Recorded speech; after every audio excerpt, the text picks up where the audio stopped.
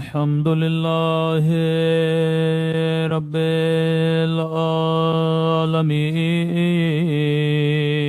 العالمين الحمد لله كما هو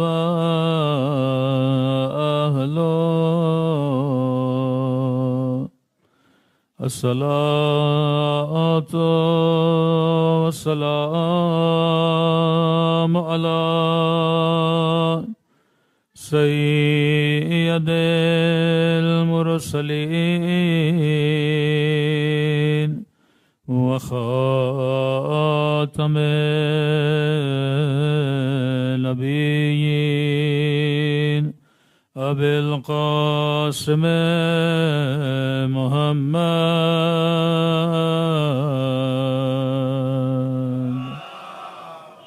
صلى الله على محمد وعلى آله الطيبين الطاهرين معصومين. سب مل کے اپنے مولا کی ظہور کی دعا. اللہم کل ولیک حجت ابن الحسن صلواتک علیہ وعلی آبائه فی هذه الساعة وفي كل وليا وحافظا وقائدا وناصرا ودليلا وعينا حتى تسكنه أرضك طوعا وتمتعه فيها طويلا برحمتك يا أرحم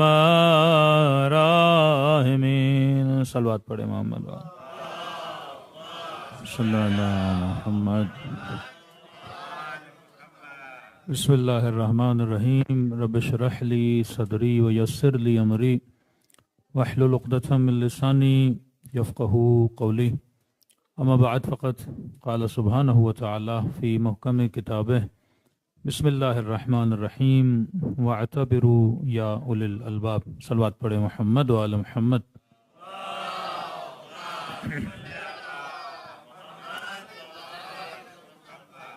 دعا ہے پروردگار عالم ہم سب کی عبادتوں کو اپنی بارگاہ میں قبول فرمائے اور جو مقصد زندگی لے کر فرش عزا امام حسین پہ آتے ہیں خدا ان مقاصد میں بھی ہم سب کو کامیابیاں کامرانیاں نصیب فرما دے. فرق انسان اور فرق حیوان یہی ہے کہ انسان کی زندگی با ہدف زندگی با مقصد ہوتی ہے. حیوان کی زندگی میں کوئی مقصد کوئی ہدف نہیں ہوتا. دوسرا انسان کا جو ہدف ہے وہ ہدف الہی ہوتا ہے. حیوان کا ہدف الہی ہدف نہیں ہوتا. انسان کو شرافت کرامت خدا اس لیے دیتا ہے کیونکہ انسان کا ہدف بہت بلند ہوتا ہے. ہدف کا مطلب انسان کا ایم کہ میں نے زندگی میں کرنا کیا ہے, میں نے زندگی میں بننا کیا ہے. آپ ہر عبادت کے کرنے سے پہلے اس کی نیت کرتے ہیں یہ بتانے کے لیے کہ یہ عبادت میں کیوں کر رہا ہوں, یہ بتانے کے لیے کہ میں حج پہ کیوں جا رہا ہوں. اسی لیے رسول گرامی فرماتے ہیں کہ کوئی بھی کام کرنے سے پہلے انسان پہلے اس کام کے ہدف کو متعین. مثلا 2 رکعت نماز پڑھتا ہوں, ہدف کیا بنا؟ قربتاً اللہ. مجلس امام حسین میں آتا ہوں, ہدف کیا بنا؟ قربتاً اللہ. حج پہ جا رہا ہوں, عمرے پہ جا رہا ہوں, کبھی اپنے بچوں کو کربلا بھیج رہا ہوں, ہدف کیا بنا؟ قربتاً اللہ. آپ بزنس کرتے ہیں، ہدف کیا ہے کہ انسان کو پروفٹ ہو. اب ایک بزنس کریں لیکن آپ ڈیلی بیسس پہ لاس میں جائیں، جب آپ کا ہدف پورا نہیں ہوگا آپ اس بزنس کو کیا کر دو گے؟ بند کر دو گے. اب سوال یہ ہے کہ نماز پڑھتا ہوں، ہدف بتایا قربتاً اللہ. قربتاً اللہ کا مطلب کیا ہے؟ تاکہ مجھے کس کا قرب ملے؟ قرب قریب ہونا. کس کے قریب ہونا چاہتا ہوں؟ اللہ کے قریب ہونا چاہتا ہوں. پھر سوال یہ پیدا ہوگا کہ خدا کہاں ہے کہ میں اس کے قریب ہو جاؤں؟ کیا یہ فزیکل قرب ہے یا یہ اسپریچول قرب ہے؟ فزیکل قرب اس لیے نہیں ہے کیونکہ خدا کا وجود مادی وجود نہیں ہے کہ آپ بولیں کہ خدا مکے میں رہتا ہے، اب جب یہاں سے میں مکے ٹریول کروں گا تو میں اللہ کے کیا ہو جاؤں گا؟ قریب ہو جاؤں گا. یا یہ کہیں کہ مولا حسین کربلا کے اندر ہیں، میں یہاں سے کربلا جاؤں گا تو میں امام حسین کے کیا ہو جاؤں گا؟ قریب ہو جاؤں گا. ہو سکتا ہے کوئی کربلا میں رہ کر بھی حسین سے دور ہو اور کوئی بہت دور رہ کر بھی حسین کے قریب ہو.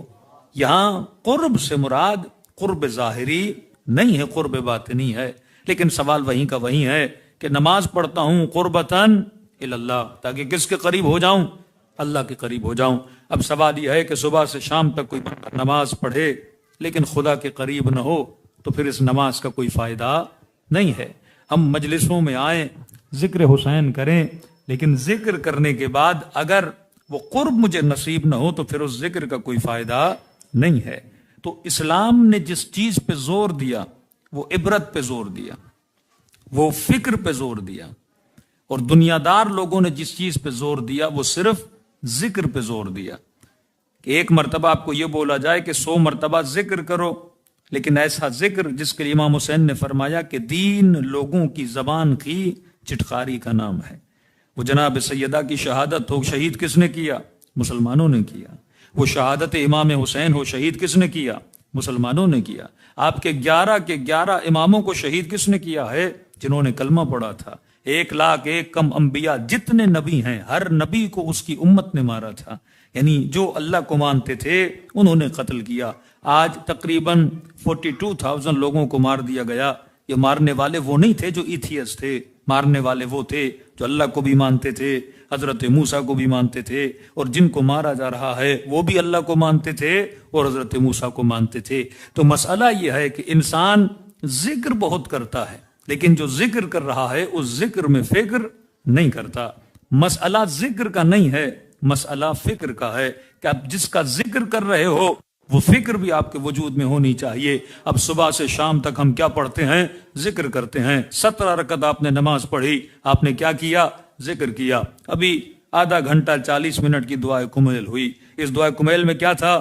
ذکر تھا. اب کرسی پہ بیٹھ کے یا زمین پہ بیٹھ کے زبان سے اس دعا کے الفاظ ہم دہراتے جائیں لیکن اس دعا کی روح کو نہ سمجھیں کہ میں کس سے مخاطب ہوں، کس سے کلام کر رہا ہوں، کیا مانگ رہا ہوں. جب تک اس کی روح تک نہیں پہنچوں گا تو پھر دعا کا بھی کوئی فائدہ نہیں ہے.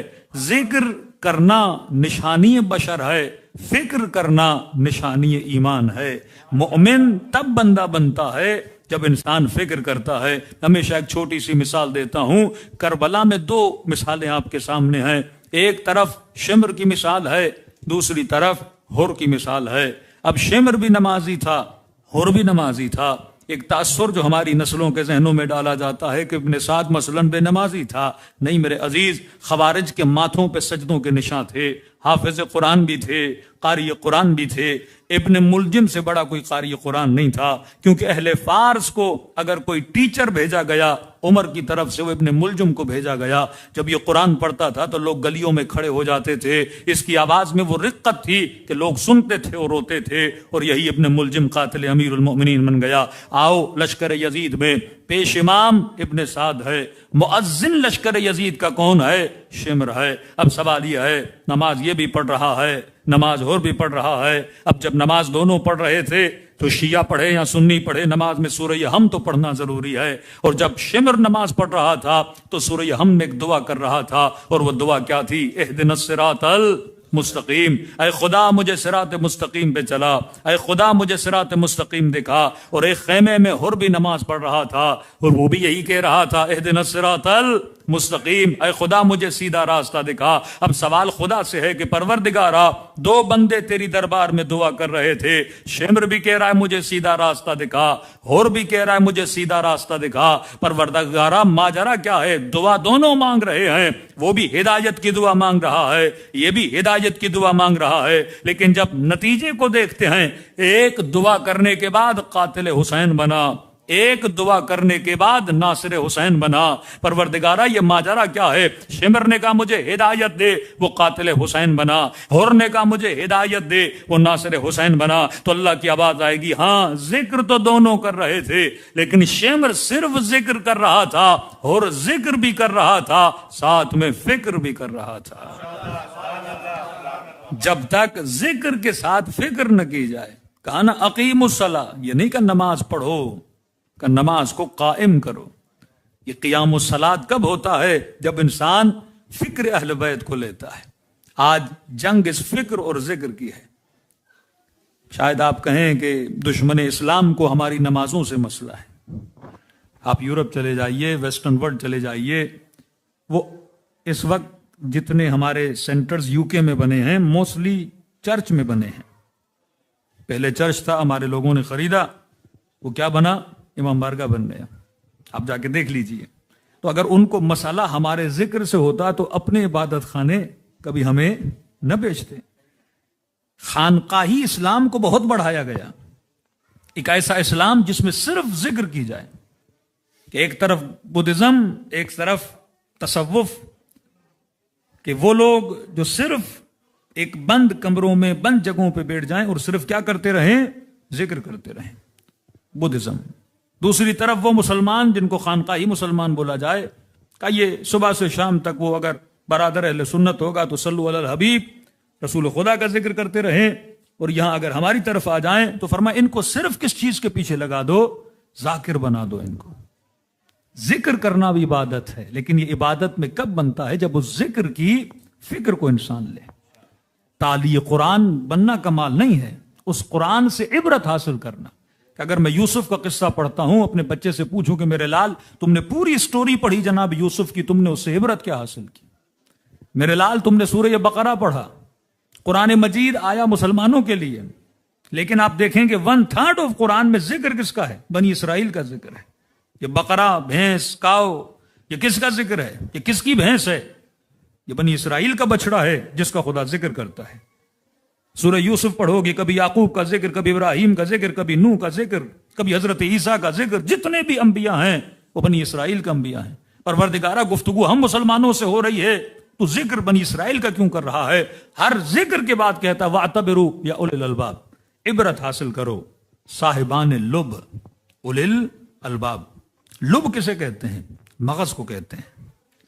अखरोट आपने खाया होगा, अखरोट छिलका मगज की तरह होता है। अब आपने दुकान से 1 किलो अखरोट लिए, आप घर गए, आपने उस अखरोट को तोड़ा, तो जब कवर टूटा तो उसके अंदर मगज नहीं था। दूसरा तोड़ा, उसके अंदर भी मगज नहीं था। तो आप दुकानदार के पास वापस जाओगे कि जनाब मैं छिलके लेने नहीं आया था, मैं छिलकों के साथ अखरोट लेने आया था जो उसका मगज है। अल्लाह कहता है ये कुरान उन लोगों के लिए है जो साहिबान मगज है।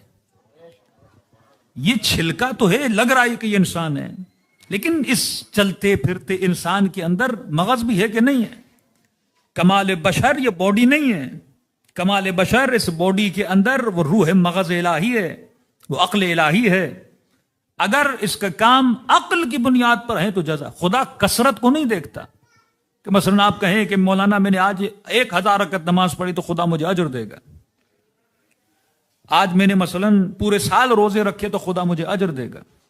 खुदा कसरत को नहीं देखता, क्वांटिटी को नहीं देखता, क्वालिटी को देखता है कि करने वाला जो इबादत कर रहा था। अब कयामत के दिन इबादतों को कैसे तोला जाएगा कि अल्लाह यहां पे इसकी 1000 नमाज रखेगा, यहां पे इसकी मसलन 4 नमाजें रखेगा और कहेगा कि इसने 1000 पढ़ी तो लिहाजा ये जन्नत में चला जाए, इसने 4 पढ़ी तो लिहाजा इसको छोटा सा घर जन्नत में दिया जाए।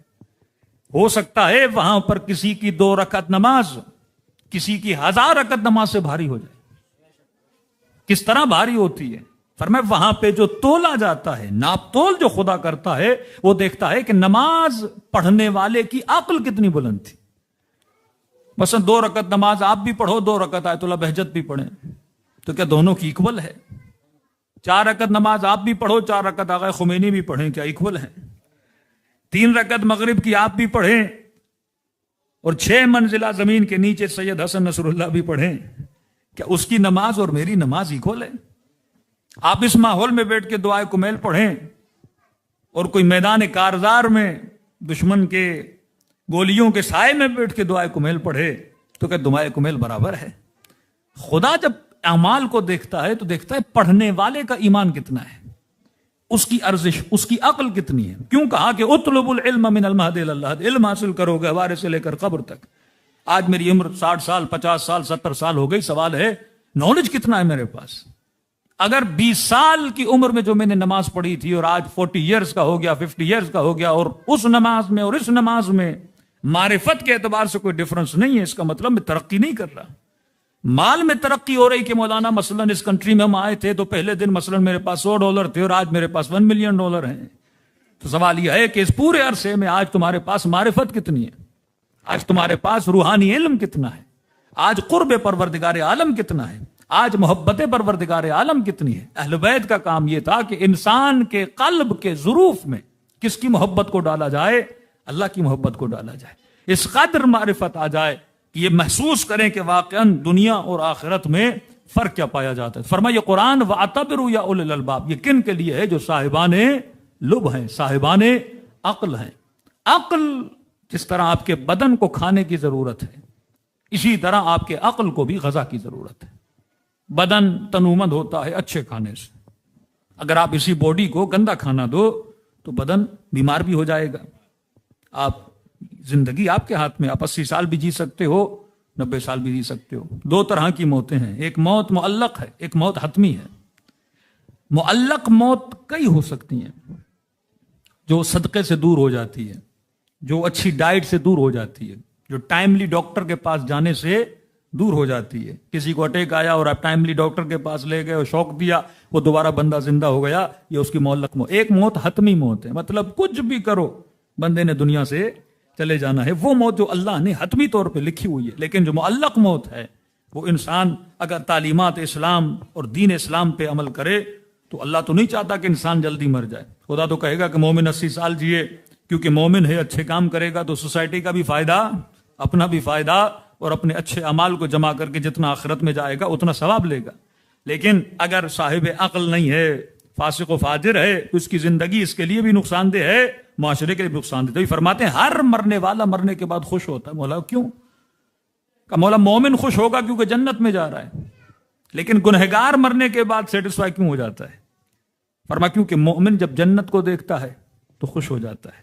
گنہگار جب مرنے کے بعد جہنم کو دیکھتا ہے، اس کی تکلیف تو اپنی جگہ، لیکن کہتا ہے اچھا ہوا میں جلدی مر گیا، کیونکہ اتنی زندگی میں اتنی جہنم بنائی، اگر زیادہ رہتا تو اپنے لیے کچھ اور زیادہ جہنم بنا کے آتا. تو موت تو ہر کسی کے لیے نوید ہے، لیکن خدا جب انسان کے عمل کو دیکھتا ہے تو عمل کا دار و مدار عقل کی بنیاد پر ہے. تو اب میں نے سب سے زیادہ جس چیز کے لیے محنت کرنی ہے وہ اپنی نسلوں کی عقل کو مضبوط کرنے کی محنت کرنی ہے. امیر المؤمنین مولا علی ابن ابی طالب صلوات پڑھے مولا کی شان پر.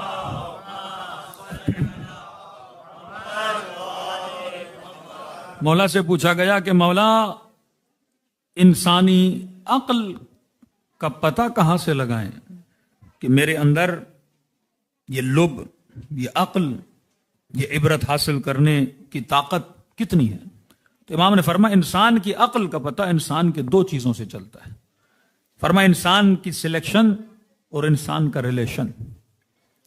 یہ جو ہم چیزوں کو سلیکٹ کرتے ہیں یہ کس بنیاد پر ہے؟ عقل کی بنیاد پر ہے. کہ اس کی سلیکشن سے پتا چلتا ہے یہ کتنا عقل مند ہے، اس کے ریلیشن سے پتا چلتا ہے یہ کتنا عقل مند ہے. کربلا کے میدان میں آئیے، حر نے کس کو سلیکٹ کیا؟ امام حسین کو. ابن سعد نے کس کو سلیکٹ کیا؟ رائے کی حکومت کو. اب یہ جو سلیکشن ہوتی ہے کس بنیاد پر ہے؟ یہ یا ہوا و ہوس نفس کی بنیاد پر ہے، یا یہ سلیکشن انسان کی عقل کی بنیاد پر ہے. میں چھوٹی سی مثال دے رہا ہوں. جسمانی طور پہ تو گدھا بھی بالغ ہو جاتا ہے. بالغ آپ سنتے نا فقہی طور پہ کہتے ہیں لڑکا 15 سال میں، لڑکی 9 سال میں یا 10 سال میں، اٹ ڈیپینڈس ان کی باڈی کے مطابق ہے، کوئی جلدی کوئی دیر سے. اب اس کی نشانیاں ہیں. اب یہ فکس نہیں ہے کہ ہر بچہ 15 سال میں ہوگا، کوئی بچہ 13 سال میں ہو جاتا ہے، اور یہ نہیں کہ ہر بچی 9 سال میں، کوئی بچی 10-11 سال میں بھی بالغ ہوتی ہے، کوئی جلدی بھی ہو جاتی ہیں. جسمانی طور پہ بالغ ہونا کمال نہیں ہے، عقلانی طور پہ بالغ ہونا کمال ہے.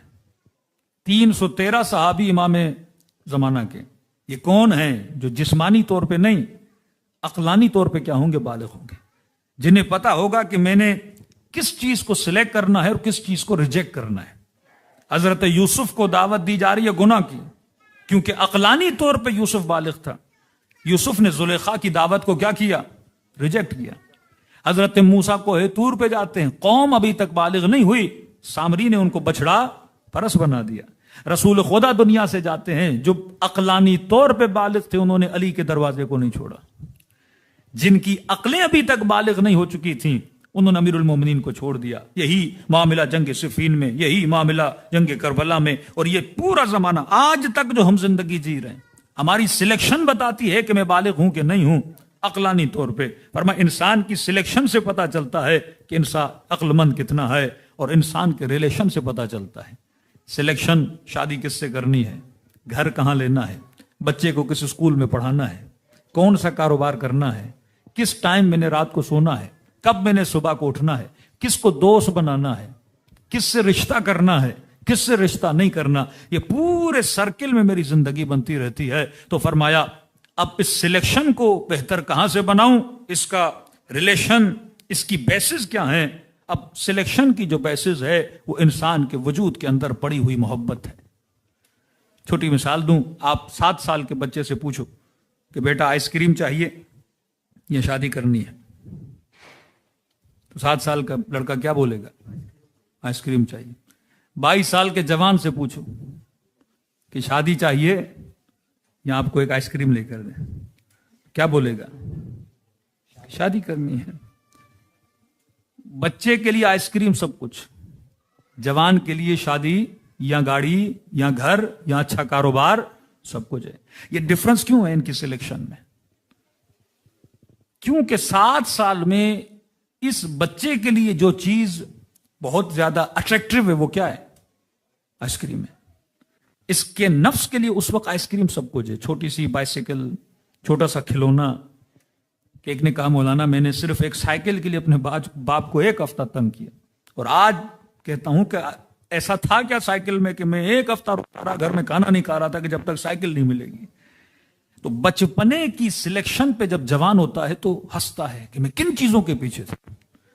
یہی عالم انسان کے مرنے کے بعد ہے کہ جب مر جاتا ہے اور قیامت کے عالم کو دیکھتا ہے تو اپنی پوری گزری ہوئی زندگی پہ ہنستا ہے کہ واقعی میں کن چیزوں کے پیچھے لگا ہوا تھا. جس گھر کو بنانے پہ لگا تھا وہ میرا نہیں تھا، جس مال کو جمع کرنے پہ لگا تھا وہ بھی بینک میں چھوڑ کے یہاں پہ آ گیا، جس سفرے کے لیے مرتا تھا. لیکن اگر عقل ہوتی واقعی انسان میں تو اس کی سلیکشن اچھی ہو جاتی. اب شاید ابن سعد یہ سمجھ رہے ہیں کہ الیاذ باللہ ہور کے اندر عقل کم ہے، کیونکہ ہور موت کو سلیکٹ کر رہا ہے، اور ہور یہ دیکھ رہے ہیں کہ ابن سعد میں عقل نہیں ہے کیونکہ وہ رائے کی حکومت کے پیچھے جا رہا ہے. اور امام حسین اسے کہہ رہے ہیں حکومت تو دور، تجھے رائے کی حکومت کے گندم کا دانہ بھی کھانا نصیب نہیں ہوگا. کہ مولا فرماتے ہیں جوان سے پوچھو زندگی کیسے گزری، کہے گا خواب کی طرح. بوڑھے سے پوچھو زندگی کیسے گزری، کہے گا خواب کی طرح. پھر امیر المومنین فرماتے ہیں اس خواب کے لیے اپنی ابدی زندگی کو تباہ و برباد کیوں کر رہے ہو؟ اہل دنیا کے پانے کو کامیابی سمجھتے ہیں، اہل عبادت، اہل معرفت اللہ کی راہ میں جان کو دینے کو کیا سمجھتے ہیں؟ کامیابی سمجھتے ہیں. کہ خدا قرآن میں کہتا ہے کیا تم اس قلیل پہ راضی ہو گئے جو میں نے تجھے دنیا میں دیا؟ فرمایا خیر کثیر تو آخرت میں نے تمہارے لیے رکھا ہوا ہے. بندے خدا اس قلیل پہ راضی ہو گئے تو مطلب تم کیا ہو؟ کم عقل ہو. نہج البلاغہ کا بہت پیارا جملہ. کسی نے امیر المومنین سے پوچھا کہ مولا انسان کی قیمت کیا ہے؟ The value of human. کیا اتنے مومن بیٹھے ہیں پوچھیں کہ بھائی اس کی قیمت کیا، اس کی قیمت کیا، اس کی قیمت کیا؟ تو مولا نے بہترین جواب دیا ہر انسان اپنی قیمت کا پتہ خود لگا سکتا ہے. کہ مولا انسان کی قیمت کا پتہ ہے. فرما قیمت امرئ ہمتہ، انسان کی قیمتوں کا پتہ इंसान की हिम्मतों से चलता है। जितनी इसकी हिम्मत बुलंद होती है, जितने इसके इरादे बुलंद होते हैं, जितनी इसकी सोच और फिक्र बुलंद होती है, उतनी इसकी कीमत बुलंद होती है। इब्ने साद की हिम्मत रह की हुकूमत, हुर की हिम्मत शहादत। कि अगर पूछा जाए किसकी क्या कीमत थी, फरमाया कीमत खुदा नहीं लगाता, कीमत तो खुद अपनी लगाता है। सिलेक्शन इंसान करता है, अल्लाह उस सिलेक्शन के बुनियाद पर या जन्नत देता है या जहन्नुम देता है। चलना हमने है, सिलेक्ट हमने करना है। सुफरा लगा हुआ है, वहां पे 10 आइटम पड़े हैं, क्या खाना है ये सिलेक्ट मैंने करना है। फरमाया इंसान की कीमतों का पता इंसान की हिम्मतों से चलता है। ईरान के बहुत बड़े मुज्तहिद, डेनमार्क में कॉन्फ्रेंस हुई, कुछ फिलोसोफर्स ने कॉन्फ्रेंस रखी, तो बतौर शिया आलिम इनको बुलाया गया और वहां पे यही क्वेश्चन था कि इंसान की कीमत क्या है। तो किसी ने कहा कि बड़ा बिजनेस बनाना, ये इंसान की कीमत अर्जिश बढ़ जाती है। किसी ने कहा पावर आ जाए तो इंसान की अर्जिश है। किसी ने कहा इल्म आ जाए तो इंसान की बहुत ज्यादा कीमत है। जब इनकी बारी आई, इन्होंने कहा मैंने सबकी बातें सुनी कि बड़ा घर बना लिया, बड़ा ये चीजें बना ली, वो बना ली, वजीर बन गया, मकाम मिल गया, शोहरत मिल गई, पोस्ट मिल गई, तो इंसान की कीमत बढ़ गई। इन्होंने कहा दुनिया में आपको जो भी मिले, मसलन सोचो आप एक मुल्क के वजीर आजम बन गए, मसलन सोचो आप दुनिया के हसीन तरीन इंसान बन गए, दुनिया का बेहतरीन घर बोला जाए इस बंदे के पास है, तो इसने कहा दुनिया में जो कुछ भी मिले वो है तो मटेरियल, और ये प्रूवन है कि आपको जो भी मिलता है इन द एंड उस चीज ने खत्म होना है। दुनिया का एक हसीन दिखाओ जो हमेशा हसीन रहा हो, दुनिया का एक ताकतवर बंदा दिखाओ जो हमेशा ताकतवर रहा हो। फरमाया हर हुस्न को जवाल है, हर ताकत को जवाल है। तो फिर इंसान की कीमत क्या बनी? फना बनी। आप नई से नई गाड़ी लेकर आओ, आज $1,00,000 की है, 4 साल के बाद उतनी होगी, डिवैल्यू हो जाएगी। आप नए से नया घर बनाओ, 10 इयर्स के बाद उसकी कीमत क्या हो जाएगी? जो घर पोसीदा हो जाता है ना, हर चीज को फना की तरफ जाना है।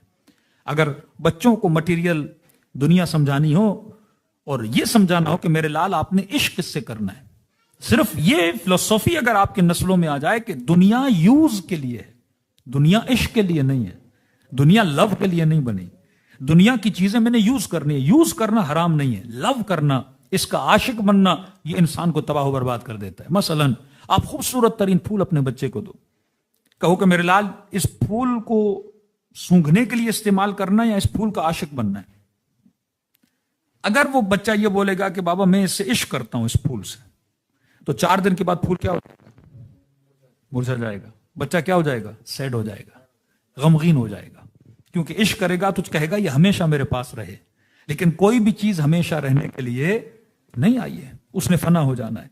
आप बेहतरीन आम, सेब, केला, कोई भी फल अपने बच्चे को दो, तो मेरे लाल अब बताओ ये फल बड़ा खूबसूरत है, ये खाने के लिए है या मोहब्बत करने के लिए?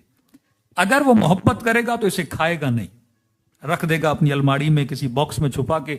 4 दिन के बाद वही बॉक्स खोलेगा, इसी सेब में क्या लग गया होगा? कीड़ा लग गया होगा। तो ये समझाने के लिए कि दुनिया की चीजें किसके लिए हैं? यूज करने के लिए। क्यों कुरान ने कहा कि इन्नमल माल वल बनून, ये औलाद, ये बीवी, ये माल कभी कभी फितना बन जाता है। शोहर कब फितना बनता है, बीवी कब फितना बनती है, माल कब फितना बनता है? जब आप उससे एक्सट्रीम लेवल पे मोहब्बत करने लगते हो। फिर वो मोहब्बत किसी को जुबैर बना देती है, वो मोहब्बत, वही औलाद अपने बाप को अमीरुल मोमिनीन का दुश्मन बना देता है। मोहब्बत नहीं, फरमाया ये औलाद जो हमने तुझे दी ये अल्लाह की अमानत है, हमने अपनी ड्यूटीज को पूरा करना है। शादी हमने इसलिए रखी ताकि तुम्हारी जिंदगी में क्या आ जाए? सुकून आ जाए। जिससे एक्सट्रीम लेवल पे मोहब्बत करनी है, फरमाया अपनी अक्ल से पूछो, मोहब्बत उससे करो जिसे कभी फना ना आए, मोहब्बत उससे करो जो कभी खत्म ना हो जाए। और फरमाया पूरी कायनात में वो एक ही चीज है जिसे कभी फना नहीं आती, वो वजूद परवरदिगारे आलम है। तो कहा कि कीमत बशर हिम्मत बशर है। तो कहा कि आप किसी के भी आशिक बनो, उसने एक दिन खत्म हो जाना है। फरमाया हम आशिक एक ही के बने और खुदा के आशिक बने। तो जब चुनाव और सिलेक्शन खुदा बना तो कीमत भी क्या बनी? खुदा बनी। अब आप अंदाजा लगाइए खुदा की कौन है जो कीमत लगाए। तो करबला में 2 लश्कर मिले, कुछ वो थे जिन्होंने फना को चुना, اور کچھ وہ تھے جنہوں نے خود کو فنا کیا اور بقا کو چنا، اور جب بقا کو چنا تو آج ابن سعد کو یاد کرنے والا کوئی نہیں، لیکن دنیا کا کوئی کونا نہیں جہاں کوئی حسین کو یاد کرنے والا نہ ملے۔ صلوات پڑھے محمد و آل محمد پر۔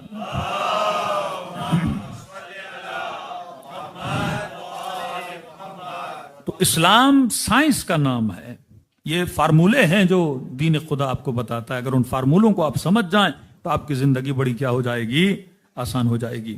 آیت اللہ نراقی کا جملہ یاد رکھیے، فرماتے ہیں کہ دنیا کی ہر لذت کی انتہا نجاست ہے، دنیا کے ہر لذت کی انتہا نجاست ہے۔ کھانا کھاؤ اینڈ نجاست، پانی پیو اینڈ نجاست، لذت نکاح لو اینڈ نجاست۔ تو فرمایا اے انسان جب تجھے پتا بھی ہے، اچھا پہلے یہ سوچو نا کہ ہر لذت کی انتہا نجاست کیوں ہے؟ کریٹر تو خدا ہے، کوئی اور بھی بنا سکتا تھا سچویشن، لیکن جان بوجھ کے خدا نے دنیا کی ہر لذت کی انتہا نجس بھی رکھی، بدبودار بھی رکھی، کراہت دار بھی رکھی کہ انسان اس چیز سے نفرت کرتا ہے۔ فرمایا ہر لذت کی انتہا نجاست ہے۔ اب اپنے آپ سے پوچھو پھر ایسی چیزوں کے عاشق کیوں بنتے ہو جس کی انتہا نجاست ہے؟ ایسی چیزوں کے عاشق بنو جس کی ابتدا بھی نور ہو، انتہا بھی نور ہو۔ اب یہ وہی کرے گا جس کو خدا نے عقل دی ہو۔ تو اگر صرف ہم زندگی گزاریں ایک اینیمل کی طرح کہ کھائیں پیئیں اور سو جائیں اور لذتیں نکال لیں اور بچے اولاد پیدا کر کے دنیا سے چلے جائیں، اس لیے امیر المومنین فرماتے ہیں دنیا میں آنا، آ کر جینا اور جی کے چلے جانا یہ کمال نہیں ہے، کیونکہ دنیا میں آ کے زندگی گزار کے تو ایک گدھا بھی جاتا ہے، ایک مکھی بھی یہاں زندگی گزار کے جاتی ہے، ایک طوطا اور کبوتر بھی یہاں پہ زندگی گزار کے جاتا ہے۔ کہ کمال بشر یہ ہے کہ دنیا میں آؤ اور آئے سے زندگی گزار کے جاؤ، جیسے علی ابن ابی طالب زندگی گزار کے گئے، جیسے حسین ابن علی زندگی گزار کے گئے، جیسے حبیب و مسلم ابن اوسجا زندگی گزار کے گئے۔ تو ہدف زندگی کو اگر انسان سمجھ جائے کہ مقصد زندگی یہ ہے کہ میں عاقلانہ زندگی گزاروں، جاہلانہ اور غافلانہ زندگی نہ گزاروں۔ صلوات پڑھے محمد و آل محمد پر۔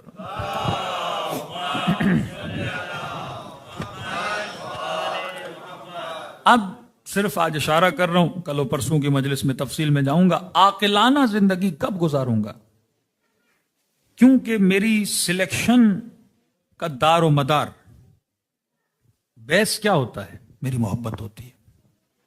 بچہ آئس کریم، جوان گاڑی لے گا یا مختلف، اس کی سلیکشن، بوڑھا ہو جائے گا تو سلیکشن اور بدل جائے گی۔ معرفت جیسے بڑھتی جائے گی آپ کی سلیکشن بدلتی جائے گی۔ سلیکشن کی بنیاد لو ہے، محبت ہے۔ تبھی فرمایا حل الدین الا الحب والبغض تبرا تولا، یہ بتایا گیا کہ محبت کس سے کرو، نفرت کس سے کرو۔ ہر انسان کی زندگی ان دو چیزوں کے بیچ میں گزرتی ہے، ہندو ہو، مسلمان ہو، کرسچن ہو، یہی ہے۔ یہ پتا ہو کہ محبت کس سے کرنی ہے، نفرت کس سے کرنی ہے۔ اب اولاد سے محبت کرنا ایک نیچرل ہے کہ چوتھے امام سے کسی نے کہا کہ مولا 9 مہینہ ماں بچے کو پیٹ میں رکھتی ہے، 9 مہینہ یہ بچہ ماں کو تکلیف دیتا ہے، جب اس کا برتھ ہوتا ہے، پیدا ہوتا ہے، اور زیادہ تکلیف دیتا ہے۔ جب تک چلنے کے قابل نہیں ہوتا ماں کو ڈیلی بیسس پہ تکلیف دیتا ہے، اس کا کھانا کھانا، اس کی گندگی صاف کرنا، اس کا رونا دھونا، تکلیف تکلیف تکلیف تکلیف کا سمجھ نہیں آتا۔ مولا اس بچے نے تو ماں کو کچھ بھی نہیں دیا، لیکن ماں دیے جا رہی ہے، دیے جا رہی ہے۔ دنیا تو گیو اینڈ ٹیک کا نام ہے نا، الجزاء الاحسان الا الاحسان۔ ماں کس بنیاد پہ احسان کر رہی ہے جبکہ بچے نے کوئی احسان کیا ہی نہیں ہے؟ آپ کسی کے ساتھ احسان کرتے ہو کسی بنیاد پہ۔ تو مولا پیدا ہوا تکلیف، 9 مہینہ تکلیف، 2 سال تک دودھ پیا، اس کے بعد جب تک چلنے کے قابل نہیں ہوتا اس کی اسکولنگ، ہر چیز تکلیف ہی تکلیف ہے۔ اصلاً یہ باپ صبح سے شام تک پسینہ بہاتا ہے اولاد کے لیے، کس وجہ سے؟ تو میرے چوتھے امام نے فرمایا کہ اس میں نہ ماں کا کمال ہے نہ بچے کا کمال ہے۔ کہ مولا یہ پھر کس کا کمال ہے؟ کہ یہ کمال اس خدا کا ہے جس نے ماں کے دل میں اس بچے کی محبت کو رکھا ہوا ہے۔ ہم زندگی میں محمد، ہم جو بھی کرتے ہیں کس چیز کی وجہ سے؟ محبت۔ یہ سیکریفائی کرنا کس کی وجہ سے؟ محبت کی وجہ سے۔ آپ 2-2 ہزار 2.5 ہزار ڈالر خرچ کر کے کربلا جائیں، کسی انگریز کو بولو وہ جائے گا؟ نہیں جائے گا۔ وہ کہے گا میں تو 2.5 ہزار خرچ کر کے کہیں ترکی ورکی ادھر ادھر گھومنے چلا جاؤں. یہی ہماری کمیونٹی کے لوگ بھی ہیں بعض. یورپ میں گئے کیونکہ مولانا 10 سال ہو گئے ہم کربلا نہیں گئے. میں نے کہا چھٹیاں دسمبر میں کہاں منانے جاتے ہو؟ کبھی یورپ چلے جاتے ہیں, کبھی اسپین چلے جاتے ہیں, کبھی سوئٹزرلینڈ چلے جاتے ہیں, کبھی اٹلی چلے جاتے ہیں. سلیکشن دیکھو, یہ سلیکشن بتاتے ہیں. اب نماز پڑھتا لیکن اس کو عقل نہیں ہے. اب یہ نہیں کہ سوئٹزرلینڈ گھومنا گناہ ہے, لیکن سوال یہ کہ پرائورٹی کیا, امپورٹنٹ اینڈ موسٹ امپورٹنٹ. کہ ایک جگہ پہ میں اسپرچول جرنی کے پیچھے جا رہا ہوں. اب اسپرچول جرنی صرف نام کی نہیں ہو, باقی وہاں پہ اسپرچولیٹی بھی ہو. آج کل یہ جو میں کہہ رہا ہوں نا, نام ہم بڑے اچھے رکھتے ہیں لیکن اس کے اندر اسپرچولیٹی زیرو ہو جاتی ہے. عبادت الفاظ کا نام نہیں ہے, عبادت اس روح کا نام ہے جو آپ کو ملے, اس احساس کا نام ہے جس کو آپ محسوس کرو. کربلا جا کے جو آپ کو پیس آف مائنڈ ملتا ہے, جا کے آپ آزمائیں. جو گنبد امام حسین کے نیچے بیٹھ کے جو صرف اور کچھ بھی نہ کرے انسان, صرف بیٹھ کے ذریعے امام حسین کو دیکھتا رہے, وہ سکون جو انسان کو محسوس ہوتا ہے. کہ دنیا کی ایک دکان بتائیے جہاں پہ خوشیاں ملتی ہوں, جہاں سکون ملتا ہو, کہ آپ کو میں $1000 دیتا ہوں, مجھے پیس دو, پیس آف مائنڈ دو مجھے. گولیاں تو دے دیں گے نیند کی, اینٹی ڈپریشن کی, اینٹی انزائٹی کی, لیکن دنیا کی کوئی ایسی دکان نہیں ہے جو آپ کو سکون دیتی ہو. قرآن نے کہا کہ آؤ الاؤ بذکر اللہ تطمئن القلوب, میں مطمئن کرتا ہوں تمہارے دلوں کو. کس سے؟ اپنے ذکر سے. کربلا واحد زمین ہے جو انسان کو کیا دیتی ہے؟ سکون دیتی ہے. کئی ایسے کربلا میں آپ کو لوگ ملیں گے, کئی ایسے ٹیکسی ڈرائیور کہتے ہیں 6 مہینے ہو گئے مولا حسین کی زیارت کو نہیں گئے. ایک بندہ سمجھے کوئی ٹنزانیہ سے, کوئی افریقہ سے, کوئی UK سے, کوئی یورپ سے, کوئی پاکستان انڈیا سے اٹھ کے آ رہا ہے مولا, اور وہ وہیں پہ بیٹھا لیکن نہیں جا رہا. یہاں پہ بلاوا بھی ہے لیکن اصل جو بیسک چیز ہے وہ محبت ہے. محبت میں گریوٹی ہوتی ہے, آپ کو کھینچتی ہے. اب یہاں کتنے مومن ہوں گے لیکن ہر بندہ تو مجلس میں نہیں آتا. یہ گریوٹی ہوتی ہے, کون کتنا مجلس میں آ رہا ہے, کون کتنا جاگا ہوا ہے اور کتنا سو رہا ہے. یہ گریوٹی انسان کی بتاتی ہے کہ انسان کے وجود میں جو کشش خدا پیدا کرتا ہے, یہ کشش بتاتی ہے. اور کشش کس چیز کی وجہ سے پیدا ہوتی ہے؟ محبت کی وجہ سے پیدا ہوتی ہے. اب اگر محبت دنیا سے ہو تو میری سلیکشن کس کی بنیاد پہ؟ اس محبت کی بنیاد پہ. محبت اگر خدا سے ہو تو میری سلیکشن کس کی بنیاد پہ؟ اس محبت کی بنیاد پہ. تو اہل بیت کا کام تھا آپ کے بچوں کے دلوں کے پیالے میں اللہ کی محبت کو بھریں. جب آپ نے بچے کے دل کا پیالہ اللہ کی محبت سے بھر دیا تو پوری زندگی اس کی سلیکشن کس بنیاد پہ رہے گی؟ اس محبت کی بنیاد پہ رہے گی. اب جب یوسف کی طرح گناہ کے سامنے آئے گا تو شہوت بھی ایک محبت ہے, اللہ کی اطاعت بھی ایک محبت ہے. اب یہ جو سلیکٹ کرے گا, اگر محبت خدا زیادہ ہوگی تو یوسف بنے گا, اگر محبت خدا کم ہوگی تو شاید ابن ملجم والا کام کر دے اور کتامہ کی طرف چلا جائے.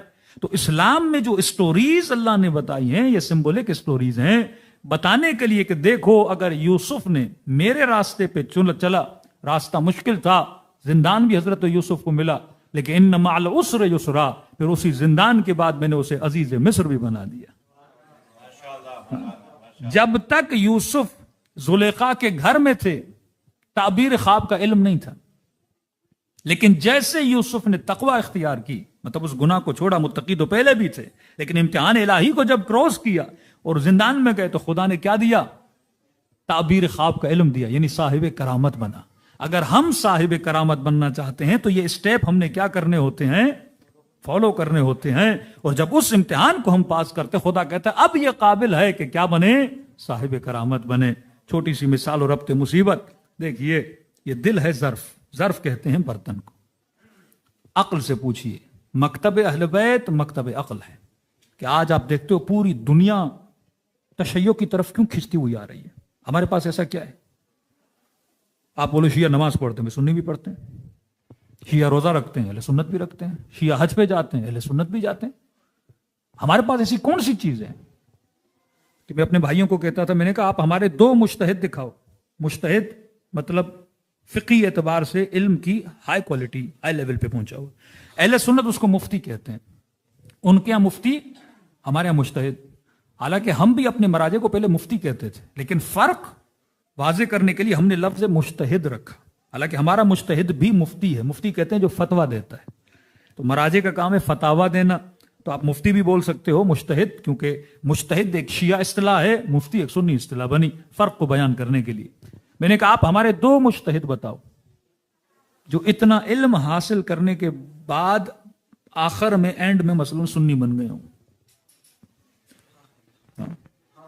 ایک بھی نہیں بتا سکتے۔ ایک عام بندہ ادھر ادھر ہو جائے تو سمجھ آتا ہے، لیکن پڑھ کر لکھ کر ساری کتابیں پڑھ کے سارا نالج سارے مکتب کی اسٹڈی کرنے کے بعد مجتہد بنا، اب اتنا علم حاصل کرنے کے بعد وہ کہے کہ بھائی یہ مکتب صحیح نہیں ہے، اب میں کہاں جا رہا ہوں، میں سنی بنتا ہوں، وہ مکتب صحیح ہے۔ ڈھونڈ ڈھونڈ کے تھک جائیں گے، ان کو 2 مجتہد نہیں ملیں گے۔ لیکن میں نے کہا میں تمہیں کتنے مفتی بتاؤں؟ مفتی بننے کے بعد وہ کیا بنے؟ پھر شیعہ بنے۔ مشہور اسماعیل دیوبند، ابھی پاکستان میں کئی مفتی ہیں، کئی دنیا میں، ایک مفتی نہیں، مصر کے مفتی ہیں، کئی لوگ ہیں جو مفتی کے درجے پہ آنے کے بعد کیا بنتے ہیں؟ شیعہ بنتے ہیں۔ اسماعیل دیوبند، حالانکہ آخر تک ان کا نام تھا دیوبند، تو لوگوں نے کہا بھائی اب تو شیعہ بن گئے ہو، نیم چینج کرو، اب دیوبند نہیں، خود کو شیعہ کہلاؤ۔ کہ نہیں، نام نہیں بدلوں گا۔ کہ کیوں؟ تاکہ دنیا کو پتا چلے میں کیا تھا اور علی نے مجھے کیا بنایا۔ ہاں؟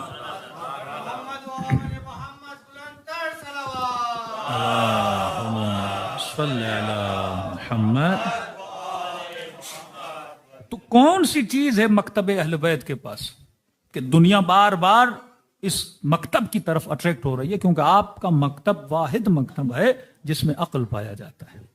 آپ کے فتاوا، آپ کی باتیں، اہل بیت کا کلام عقلانیت کی بات۔ عقل کہتا ہے کہ ظالم کو ظالم کہو، مظلوم کو مظلوم کہو، لیکن آپ وہاں چلے جاتے ہو، کہتے ہیں مارنے والا بھی جنتی، مرنے والا بھی جنتی، جو صبح کی 2 رکعت نماز پڑھا کے گیا وہ بھی جنتی، جس نے 2 کو 4 کر دیا وہ بھی جنتی، جس نے جمعے کے دن جمعہ پڑھا وہ بھی جنتی، جس نے جمعہ بدھ کے دن پڑھایا وہ بھی جنتی۔ تو ظاہر نسلیں سوال کرتی ہیں آپ کیسے، کہاں قوم کو لے کر جا رہے ہو؟ تو یہ مکتب ہے جس میں کیا پایا جاتا ہے؟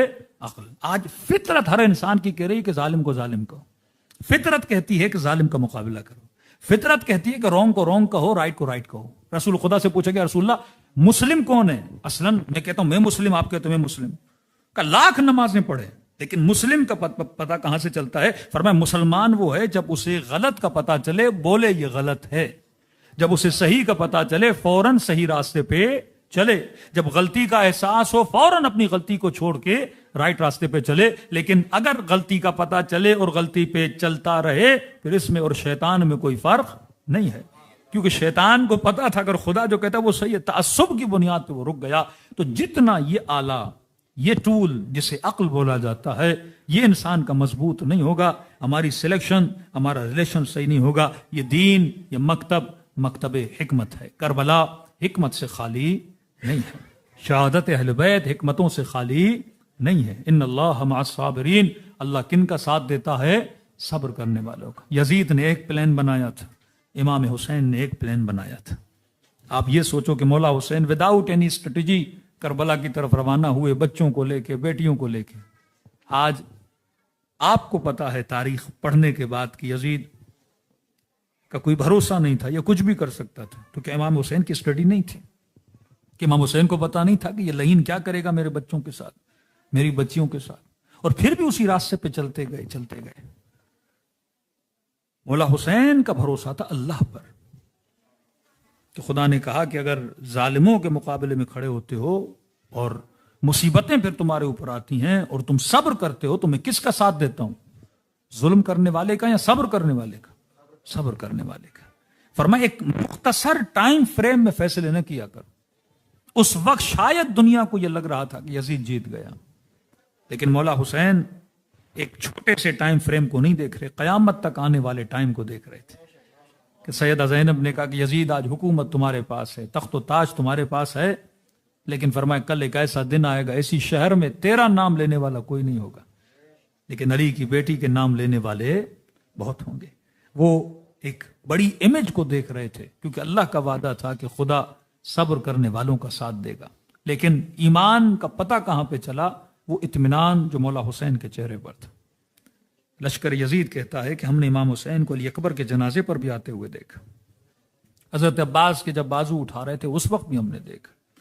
مختلف کیفیتیں امام حسین کے بیان کی گئی ہیں۔ کبھی کہا کہ اکبر کے لاشے پہ آئے تو بچے کی طرح چل رہے تھے، رو رہے تھے۔ کبھی کہا کہ قاسم کے جب لاش کے ٹکڑے اٹھائے تو کہا کہ رو رہے تھے۔ عربی میں ہے بکل حسین، حسین رو رہے تھے۔ پھر فرمایا کہ جب حضرت عباس کے جنازے پر آئے تو لکھنے والے نے یہ نہیں لکھا کہ بکل حسین، حسین رو رہے تھے، کہ صرخ الحسین، حسین نے چیخنا شروع کیا. یہ ساری کیفیتیں اس نے بیان کی، لیکن کہتا ہے جب گودی قتل گاہ میں نے امام حسین کو دیکھا تو کہا کہ چہرے پہ آئے ایسا اطمینان تھا کہ قطعاً یہ محسوس نہیں ہو رہا تھا یہ وہی امام حسین ہے جنہوں نے کبھی اکبر کا لاشا اٹھایا ہے. علماء کہتے ہیں یہ کس کا اطمینان تھا؟ کہ یہ لقاء اللہ کا اطمینان تھا کہ یا ایھۃ النفس المطمئنہ ارجعی الی ربک راضیۃ مرضیہ. اور یہ اطمینان صرف امام حسین کے چہرے پر نہیں، اصلاً عشاق امام حسین، اصحاب امام حسین کی خواہش کیا تھی؟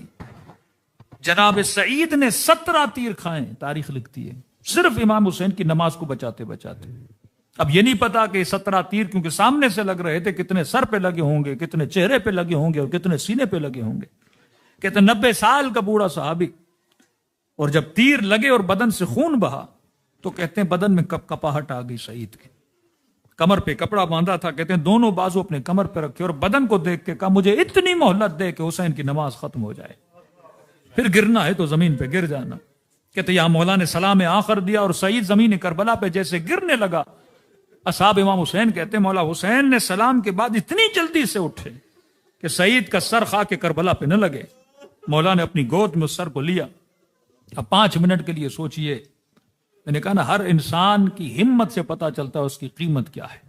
ابن سعد نے اپنی قیمت رے کی حکومت، قاضی شرح نے اپنی قیمت سونا و درہم، اب آؤ سعید کی قیمت دیکھو. کہتے سب سر مولا کی گود میں پڑا تو بدن سے خون اتنا بہ چکا تھا. امام حسین نے کہا سعید اطمینان سے دنیا سے چلا جا، بشارت جنت دے رہا ہوں چلا جا. لیکن گویا سعید کچھ کہنا چاہتا ہے امام حسین سے، تڑپ رہا ہے جب تک وہ بات نہ کرے مولا حسین سے. جس بندے نے 17 تیر کھائے اسے تو اطمینان سے مرنا چاہیے نا، لیکن سعید میں ابھی بھی اطمینان نہیں ہے. امام نے کہا کیا کہنا چاہتے ہو؟ کہتے ہیں بڑی مشکل سے سعید کی زبان سے 2 لفظ نکلے. وہ لفظ کیا تھے؟ بڑی مشکل سے یہ لفظ نکلے، بدن سے خون بہ چکا ہے. اپنے کانپتے ہوئے ہونٹوں سے کہا کہ مولا ارضیت، کیا تو سعید سے راضی ہو گیا؟ امام حسین نے فرمایا کہ سعید میں بھی راضی، میری اماں زہرا بھی تجھ سے راضی ہو گئی. کہ بس یہ جملہ حسین سے سننا تھا اور سعید کے بدن سے روح پرواز کر گئی. فرمایا یہ زندگی اطمینان زندگی، تب تک مطمئن نہ رہنا جب تک اپنی مولا کی زبان سے نہ سنو کہ اے مومن، اے میرے شیعہ، اے ہمارے چاہنے والے، ہم تم سے کیا ہو گئے؟ راضی ہو گئے. اور رضایت اہل بیت رضایت خدا میں ہے کہ اے نفس مطمئن، تیرا رب تجھ سے راضی ہوا، تو اپنے رب سے راضی ہو جا. فرمایا عشق کی منزلیں محدود نہیں ہوتی، عشق لامحدود ہوتا ہے، اور عشق انسان سے قربانی مانگتا ہے. مولا کا ایک بوڑھا زائر تھا، عاشق حسین تھا. اب جب بڑھاپا انسان کا آتا ہے زندگی میں تو ظاہر موت کی فکر بہت زیادہ آنے لگتی ہے. تو اس نے دیکھا کہ مولا کے کچھ عاشق کربلا کی طرف جا رہے ہیں. 40 کے دن آتے ہیں، محرم میں بعض لوگ کربلا جاتے ہیں. تو یہ بڑا رویا، گھر گیا، مصلی پہ بیٹھا اور امام حسین سے ایک شکایت کی کہ مولا میں بیمار بھی ہوں اور غریب بھی ہوں. بیمار ہوں، اولاد وولاد نہیں ہے کہ جو مجھے اپنے ساتھ کربلا لے کر آئے. غریب ہوں، اتنے پیسے نہیں کہ مولا آپ کی کربلا آ سکوں. تو رو کر کہا کہ مولا لگتا ہے صرف امیروں کے امام ہو، صحت مندوں کے امام ہو، بیماروں کو کربلا کیوں نہیں بلاتے؟ کہ رات کو سو گیا خواب کے عالم امام حسین کی زیارت ہوئی. امام نے فرمایا مومن، آج کے بعد نہ کہنا کہ حسین صرف امیروں کا امام ہے. فرمایا وہ ابھی کربلا گئے ہیں، میں خواب میں اپنے چہرے کی زیارت تجھے کرانے آیا. وہ میری زری کو دیکھیں گے، تو حسین کے چہرے کو دیکھ رہے. فرمایا زندگی میں ایک بار بھی اگر کربلا آ سکتے ہو آنا ضرور، کیونکہ مرنے کے بعد جب اس کا ثواب دیکھو گے تو بڑا پچھتاؤ گے. ایران کے بہت بڑے عالم جب بیٹے کے خواب میں آئے کہ بابا سے دنیا میں ایک بار پلٹایا جائے کون سا کام کریں گے؟ کہ بیٹا میں امام رضا کی زیارت کو جاؤں گا. کہ بابا کیوں؟ فرمایا ہر زیارت کے بدلے میں 3 مرتبہ امام رضا مجھ سے ملنے کے لیے آئے.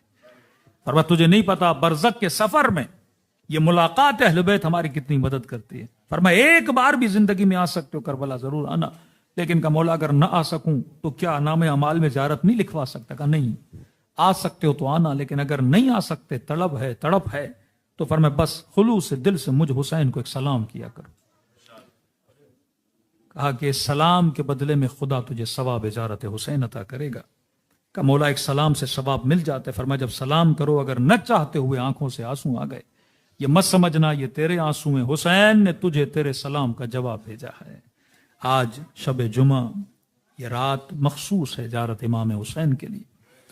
دلوں کو کربلا لے کر جائیں اور ایسے سلام کریں جیسے سیدہ زینب نے اپنے بھائی کو سلام کیا، جیسے سکینہ نے اپنے بابا کو سلام کیا. میرے چوتھے امام فرماتے ہیں کثرت سے میرے بابا کو سلام کرو. پوچھا مولا اتنی تاکید کیوں ہے؟ فرمایا کیونکہ عاشورہ کے دن میرا بابا ترس گیا تھا، کوئی میرے بابا کو سلام کرے. کہ مولا کیا سلام نہیں کرنی؟ کہتے تھے یہ باغی ایسے سلام نہ کرو. کہ جب تم میں سے کوئی سلام کرتا میرے بابا کے کلیجے کو ٹھنڈک ملتی ہے. جن کو سلام آتا ہے میرے ساتھ پڑھیں، جنہیں نہیں آتا نام حسین تو سب کو آتا ہے. خلوص دل سے اپنے مولا کو سلام. السلام علی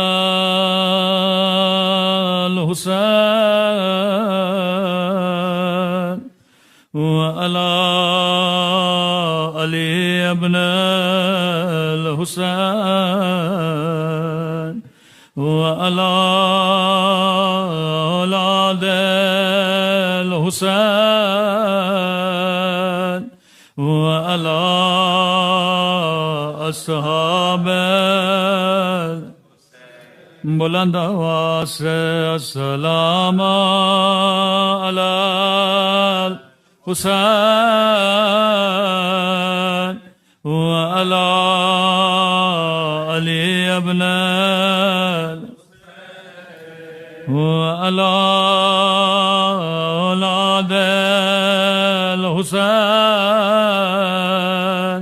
وعلی اصحاب بلند آواز سے السلام علی وعلی علی ابن الحسین وعلی اولاد وعلی اصحاب. میرا سلام ہو زینب کی لٹی ہوئی چادر پہ، میرا سلام ہو بچپن میں جھکی ہوئی کمر پہ، میرا سلام ہو رباب کی اجڑی ہوئی گودی پہ، میرا سلام ہو دو کٹے ہوئے بازوؤں پہ، میرا سلام ہو علی اکبر کے چھلی سینے پہ. فرمایا ایسے سلام کرو جیسے بہن نے بھائی کو سلام کیا تھا. علماء فرماتے ہیں مخصوصاً شب جمعہ شب زیارت امام حسین ہے. آج کی رات جو امام سب سے زیادہ غمگین ہے وہ امام زمانہ ہے. مجھے نہیں پتا میرے مولا آج کی رات کہاں پہ موجود ہے، یقیناً کربلا میں موجود ہوں گے.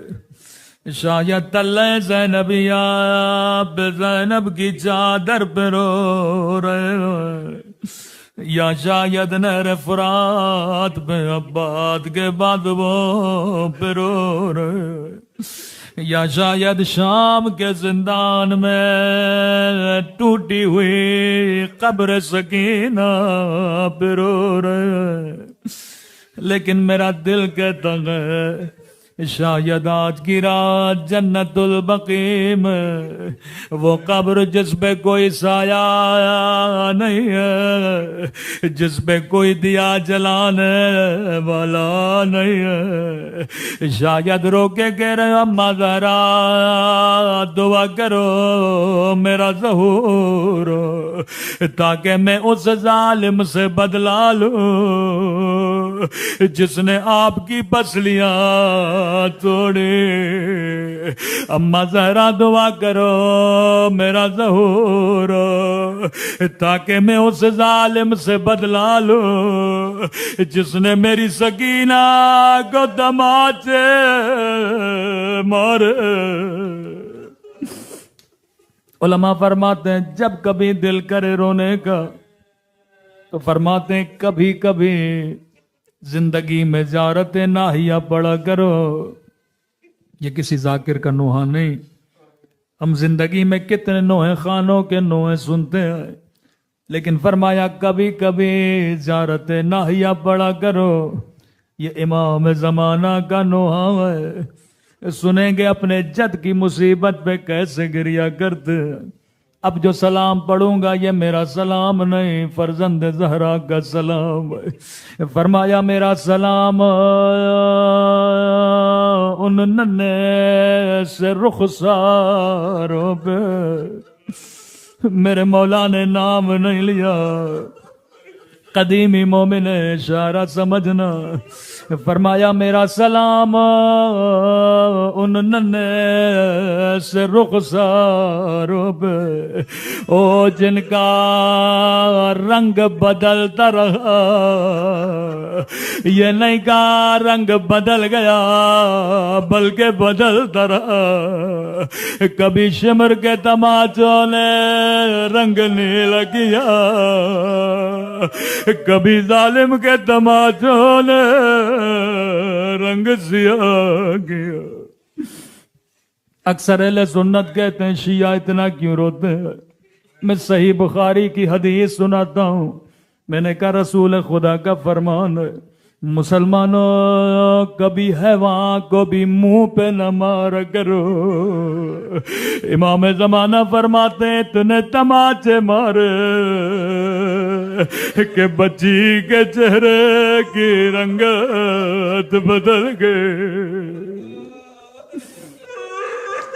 زندان شام بچی کی گود میں بابا کا کٹا ہوا سر آیا، رو کے کہنے لگی میرے غریب الوطن بابا، او میرے 3 دن کے پیاسے بابا، بابا ذرا آنکھیں کھولو، ذرا میرے رخسار دیکھو۔ بابا تیری سکینہ کا رخسار چھوٹا تھا لیکن شمر کا ہاتھ بڑا تھا۔ رو کے کہنے لگے بابا میں تاریخ کی واحد بچی ہوں، بابا میں نے سنا تھا دادی زہرا کے بال جوانی میں سفید ہوئے تھے، بابا میرے بال بچپن میں سفید ہو گئے۔ میں ہمیشہ دعا کرتا ہوں خدا بچپن میں کسی بچی کو بابا کا جنازہ نہ دکھائے۔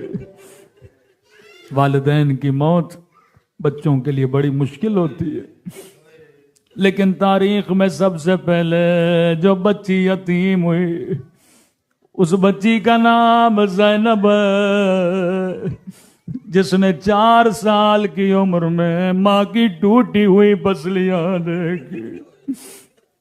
اسما کہتی علی غسل دیتے دیتے دھاڑے مار مار کے رونے لگے۔ میں نے کہا مولا آپ نے کہا بچوں کو کہو آہستہ آہستہ روئے۔ بچوں نے اپنی قمیص سے اپنے دانتوں میں جکڑ لی۔ فرمایا اسما میں نے وہ زخم دیکھے جو زہرا مجھ سے چھپا رہی تھی۔ ملتا ہے سیدہ کو غسل دیا گیا، کفن دیا گیا، ماں کا جنازہ گھر کے صحن میں رکھا گیا۔ کفزہ بچوں کو کہو آخری بار ماں کا دیدار کر لے۔ کہتے یہاں بی بی زینب آگے بڑھی، ماں کے سینے سے لپٹ گئی۔ بی بی ام کلثوم آگے بڑھی، ماں کے ماتھے کا بوسہ لینے لگی۔ امام حسن آگے بڑھے، اماں کے قدموں پہ چپک کے رونے لگے۔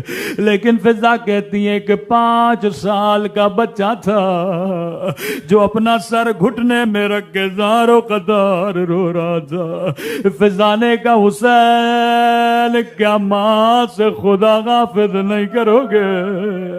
رو کے کہنے لگا اماں فضا جب تک مجھے اماں نہیں بلاتی میں نہیں جاؤں گا۔ روایت کے جملے ایک مرتبہ بندے کفن کھلے، آواز آئی آجا میرے کربلا کے پیاسے حسین، آجا میرے 3 دن کے پیاسے حسین۔ سارے بچے ماں کے جنازے سے لپٹ گئے۔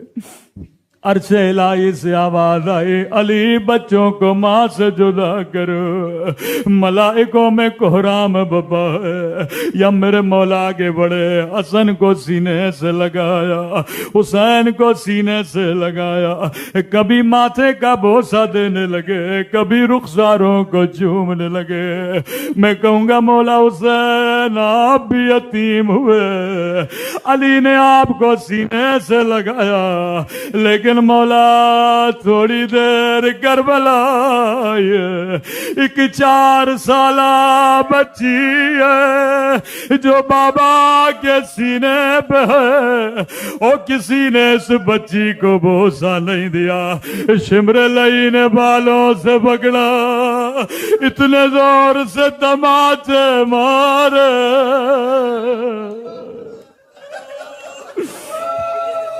اتنے دور سے تماچے مارے۔ الا لعنت اللہ علی القوم الظالمین۔ پروردگارہ تجھے سکینہ کی یتیمی کا واسطہ، تجھے سیدہ کے شکستہ پہلو کا واسطہ، ہمارے مولا اور آقا امام زمانہ کا ظہور فرما۔ پروردگارہ سیدہ زینب کی لٹی ہوئی چادر کا واسطہ، بالخص جن مرحومہ کے لیے مجلس رکھی گئی ان کے سفر برزخ کو آسان فرما، ان کو شفاعت امام حسین نصیب فرما۔